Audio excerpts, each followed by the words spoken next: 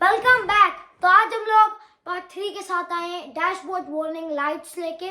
तो शुरू करते हैं हमारी आज की नई वीडियो। ये जो पीछे आप देख सकते हैं नंबर 1 एक स्टीयरिंग है और उसके साथ एक एक्सक्लेमेशन मार्क है। तो ये आप सोच रहे होंगे ये क्यों है, अभी मैं बताता हूँ। ये इस वजह से होता है कि अगर आपका स्टीयरिंग बहुत हार्ड हो गया है और आप मुश्किल हो रही है आपको उसे टर्न लेफ्ट या राइट करने में, वो क्यों और ये लाइट क्यों आएगी अभी आपको बताते हैं। पहले इस स्टीयरिंग की, ये जो आपका स्टीयरिंग होता है इसकी 2 टाइप्स होती हैं, इलेक्ट्रिक और हाइड्रोलिक। तो ये जो हाइड्रोलिक वाले में पहला क्या आपका ये वजूहत हो, पहली वजूहत ये होती है आपकी इस लाइट की कि ये जो हाइड्रोलिक स्टीयरिंग होता है इसके साथ एक हाइड्रोलिक पंप होता है, उसके अंदर एक फ्लूइड पड़ता है। अगर वो लीक हो रहा हो या वो कम हो तो आपको फिर उसे रीफिल करना होता है या उसकी वो जहाँ से लीक हो रहा होता है उसे ठीक करना होता है। और जो इलेक्ट्रिक है इनकी मोटर कभी कभार जल जाती है तो वो आपको बस चेंज करनी पड़ती है। तो अभी आप दूसरा देख सकते हैं पीछे, ये है एक स्पैनर क्यों आएगा जब आपकी गाड़ी में कोई छोटा सा डैमेज है और आपको उसे ठीक करना है तो तभी आएगा ये स्पैनर। लेकिन आपकी तो फ्रेंच जो कार्स हैं उनमें तो जैसे पोर्शे होगी और भी है बहुत सारी, उनमें तो उनकी लाइट भी अगर डिम होना या काम ना करे तो ये स्पैनर आ जाता है। क्यों ब्रो? तो अब ये आप 4th वाला देख सकते हैं, एक पी बना हुआ है और सर्कल के अंदर पी है और उसके साइड पे ब्रैकेट्स हैं। यह क्यों?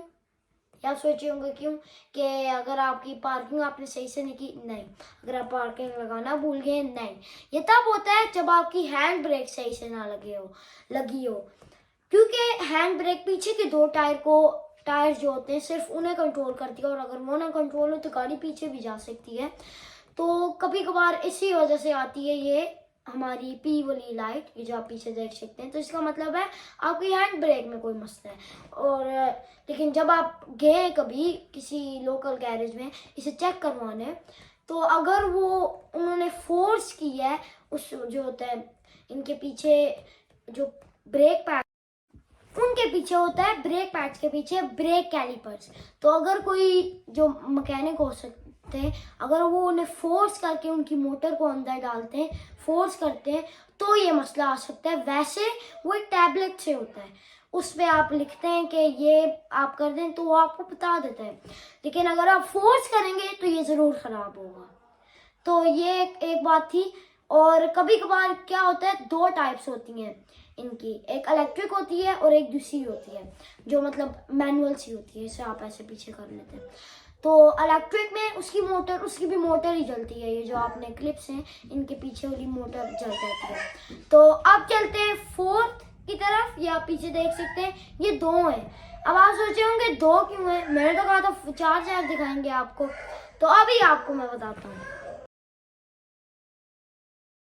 ये तब आते हैं जब आपकी टायर्स जो होते हैं उनके साथ होते हैं उनकी कंट्रोल आर्म्स। तो अगर उनके ब्रशेस में कोई प्रॉब्लम है तो ये मसला आ सकता है। तो होता क्या है, जैसे फर्ज करें ये मेरी क्या है कंट्रोल आर्म्स और ये बुशेज हैं, और अगर ये यहाँ से एक ख़राब हो गया तो ये जाहिर सी बात है ये वाला टायर, ये मेरे हाथ टायर्स हैं, ये वाला टायर मेरा फिसलने शुरू हो जाएगा, नीचे की तरफ जाएगा। तो अगर ये होगा तो गाड़ी ऐसे मतलब स्केटिंग पे आ जाएगी। तो फिर आपके बहुत सारे एक्सीडेंट भी हुए ऐसे, अगर आप फुल स्पीड में चला रहे हैं तो एक्सीडेंट भी हो सकता है। लेकिन वेट वेदर्स में आपको ये ऑन कर लेनी चाहिए। वैसे एक ही है, तो ये ऑफ भी होता है, ऑन भी होता है। तो ये मैंने आपको 2 सिंबल्स के बारे में बताया, छोटा सा ही था तो हमने कहा 2 ही बता देते, सेम ही थे। और जो आपने पी वाला देखा होगा ये भी उस ब्रेक वाले एक्सक्लेमेशन मार्क जो था एक सर्कल के अंदर और 2 ब्रैकेट्स उसी जैसा था।